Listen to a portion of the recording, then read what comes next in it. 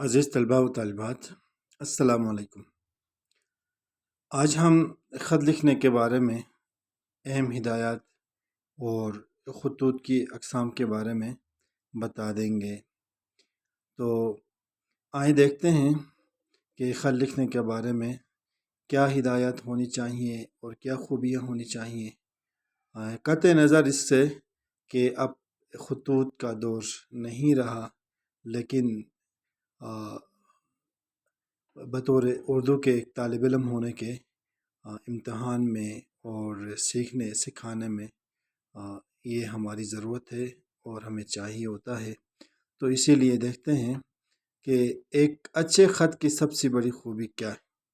ایک اچھے خط کی سب سے بڑی خوبی یہ ہے کہ خط کو لکھنے والا برملا اپنے خیالات کا اظہار کر دے۔ اس کی تحریر عام فہم، سادہ اور آسانی سے سمجھ میں آ جانے والی ہو۔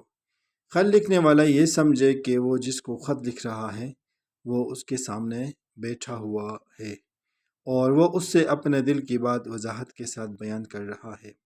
اس لیے ضروری ہے کہ اس کے خیالات میں ربط ہو اور وہ اپنے خیالات کو ایک لڑی میں پرو کر دوسرے تک پہنچائے۔ خط میں کسی قسم کی کمی نہیں ہونی چاہیے، پڑھنے والا اسے پڑھ کر کسی قسم کی تشنگی نہ محسوس کرے۔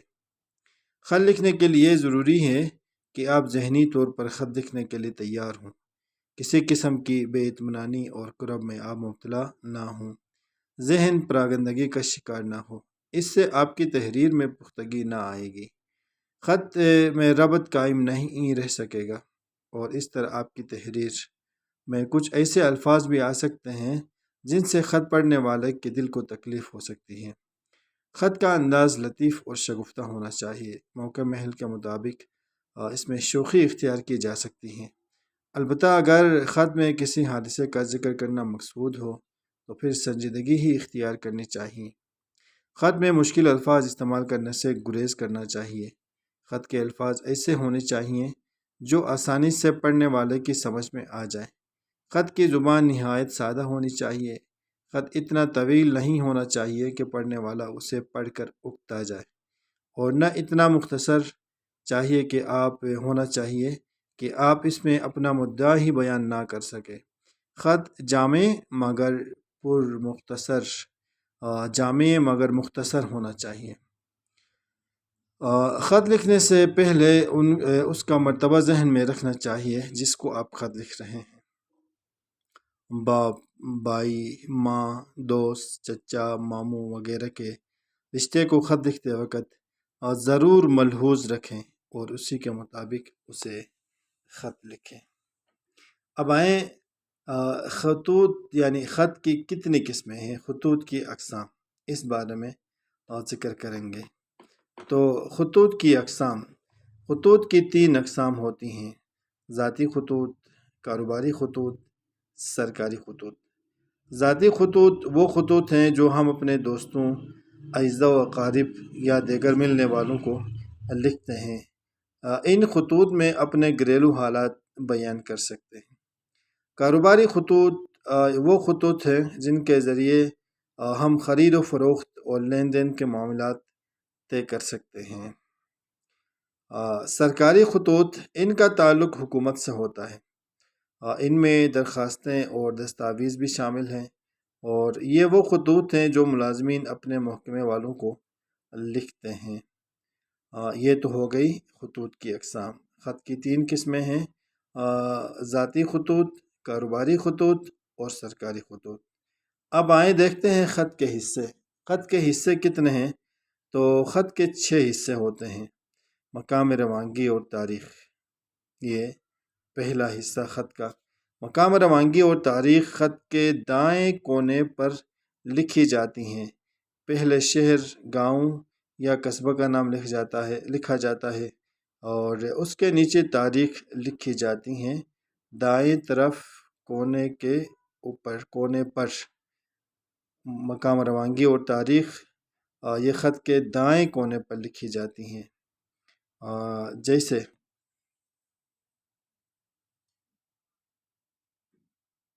اچھا ابھی کچھ پھر مناسب القاب و آداب کا نقشہ۔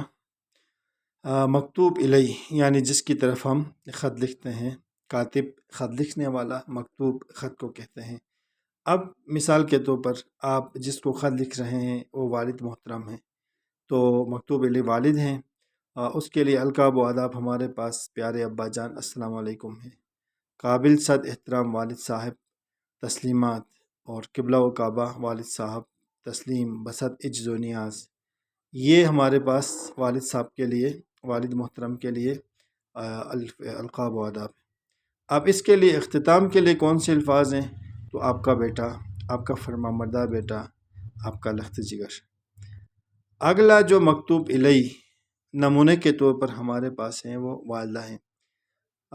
پیاری امی جان القاب و آداب اس کے لیے السلام علیکم، قابل صد احترام والدہ صاحبہ تسلیمات، اور قبلہ و کعبہ والد صاحب والدہ صاحبہ تسلیم بسط عجز و نیاز، آپ کا بیٹا، آپ کا فرما بردار بیٹا، آپ کا لخت جگر۔ یہ اختتام ہوگا، اختتام۔ اسی طرح ہمارے پاس دادا محترم ہیں۔ اب خط ہم دادا محترم کو خط لکھتے ہیں تو اس کے لیے القاب و آداب ہمارے پاس پیارے دادا اجان دست بدست سلام، دست بدست سلام، دست بست سلام، بزرگوار دادا جان آداب، اور پھر آپ کا فرما بردار، آپ کا فرما بردار۔ اور اسی طرح دادی کے لکھتے ہیں تو پیاری دادی جان آداب، آپ کا فرما بردار۔ اور اسی طرح چچا چچی وغیرہ کے لیے، ماموں اور ممانی کے لیے لکھتے ہیں، خالہ خالو کے لیے، ان سب کے لیے تقریباً ملے جلے الفاظ، محترمہ چچی جان، پیارے ماموں جان، پیاری ممانی جان، اسی طرح کے یہ الفاظ ہیں۔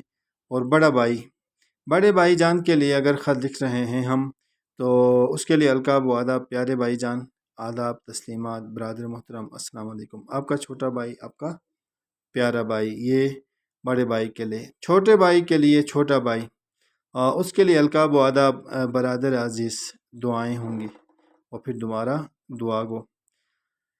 اور استاد کے لیے، اس کے لیے دوست کے لیے، اس کے لیے القاب و آداب پیارے دوست سلام شوق، پیاری آبدہ تسلیم، پیاری سہیلی سلام محبت، اور آپ کا مخلص، یہ اس کے لیے اختتام ہے، آپ کا مخلص، آپ تمہاری سہیلی، آپ کی سہیلی۔ استاد محترم کے لیے آخر میں استاد محترم، استاد کے لیے، استاد کے لیے اگر ہم خط لکھ رہے ہیں تو پھر ہم اس کے لیے القاب و آداب استاد محترم، قابل صد احترام، اور اس کے لیے اختتام آپ کا تابع فرمان۔ یہ ہمارے پاس مناسب القاب و آداب کا نقشہ جو آپ کی آسانی کے لیے ہم نے یہاں پہ ذکر کر دیا۔ عزیز طلبہ، امید کرتے ہیں خط کے حصے، خط کی اقسام اور ہدایات بآسانی ہم آپ کو سمجھا سکیں، اور امید کرتے ہیں اچھا پھر یہ ہے کہ اس طرح کی اور ویڈیوز کے لیے آپ ہمارے ساتھ رہیے، چینل کو سبسکرائب کریں، اپنا ڈھیر سارا خیال رکھیں، اللہ نگہبان۔